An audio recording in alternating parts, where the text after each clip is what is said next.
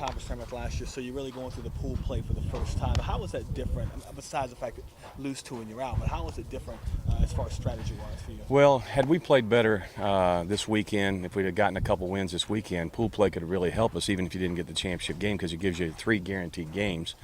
And if you could win a couple, that would get you 34 wins, and we'd have been higher seed in the tournament.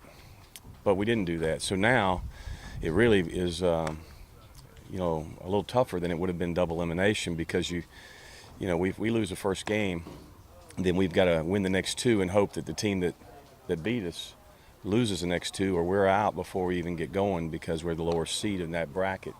So it just depends on what your situation is, whether pool play can be a positive for you or not. And we didn't do our part down the stretch to make it a positive for us. Do you like it?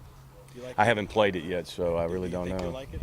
Well, I can tell you this: if we don't win the first ball game and we're already out of it, we're playing 2 meaningless games. We'll find out some things about some guys that for next year. But if we win that first one and got a chance to get to the championship game and play our way back into contention for the NCAA, then I think I'll like it a lot. How much do you think that let's say do I hypothetically you lose the first game, but win the next 2, and you make it to the championship game? Even whether you win the championship game or not, can that go a long way in determining you guys making a regional? I can't speak for the committee. I think, that, obviously last weekend didn't do anything to help us. So I think we're going to have to really be special in the tournament to build that case. But that's just me. I mean, 2 years ago I thought we were finishing 3rd in the league with 34 wins, and we weren't. So, and I go back to 2002. I didn't think we would be in, and we got in.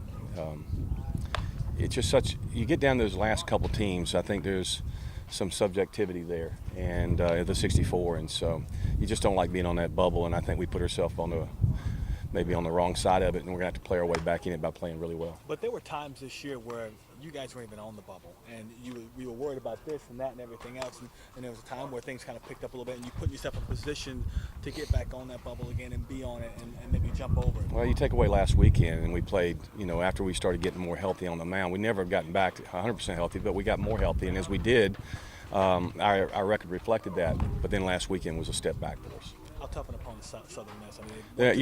I think East Carolina is really, really talented, and Rice is really, really talented. But I don't know if there's a better club in our league right now than Southern Miss, even though they lost a couple this past weekend to Rice. Rice is playing really red hot.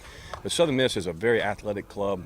They have pitching, they've got a closer, and they're very very mature. They're a senior-laden team, so they've got all those things going for them, plus the experience.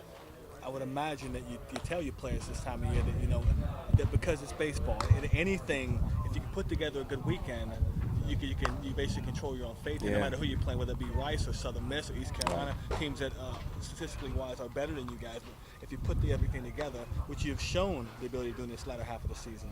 Yeah, we're in a very tough bracket when you look at 2 of the top 3 teams in the league are in our bracket. But you have to beat them to get there. We're going to have to play really well. We know that. And, we've got to swing the bats better than we did this past weekend, with the exception of the 9th inning on Saturday. And certainly, the other 2 constants, pitching and sound defense, are going to have to be something that we excel in against some really good competition. But you play to find out. And there's, you go in there thinking, hey, we get this first one, then we take a step in the right direction. And that's the way we'll approach it. We can't do anything about the regular season now. We've got to win the tournament or get to the championship game, build a case. We know that. The only way you're going to do that is go in with a real positive attitude and play as hard as you can. Thanks for play the first game like it's a one-game season at that point, based on what you're saying. You do, Lenny. The only thing is it's a short week, and we're just following that with another short week. So, I'd like to give Conrad Flynn the start, but he just came off a short week. Now he's going to go back even to a shorter week with 4 days rest. And so the question is what we do there. And we still haven't decided that. I want to see how he feels, but that may keep us from throwing what would be our normal Friday night guy in the first game, and it's not somewhere you want to be, but I would rather have him in game 2 fresh and more prepared than him not feeling up to par in game 1. If Conrad can't go, who gets the call? We'll either go with Drew Zinnia or David Napoli. We hadn't made that decision yet either. That's sort of a toss-up. If you go back 2 weekends ago, Napoli had a better outing, but then last weekend Drew gave us 2 good outings. David, after he got settled in on Thursday night, pitched well, but it took him a while to do that, and there's not a lot of margin of error. So we haven't made that decision yet. We'll see how guys feel today, and then we'll go from there.